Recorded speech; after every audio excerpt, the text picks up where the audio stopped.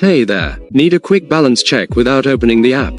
You can check your Chase account balance by text for a fast, convenient update. Welcome back to Guide with Samuel. Here's the simple way to set it up.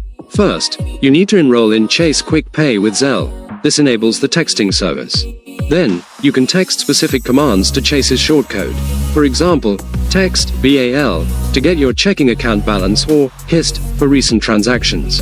You can find the full list of commands and the shortcode in the Alerts section of your Chase Online account settings. My crucial pro tip: use this for quick checks only. Balance by text is great for a fast snapshot, but for security, never conduct full banking or send sensitive info via text. For any transactions or detailed information, always use the secure Chase app or website. That's how you get instant info with a simple text when you're in a pinch. What quick info would you text for most often?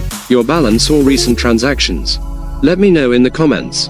For more unique banking tips, subscribe. Thanks for watching. I'm Samuel, and I'll see you next time.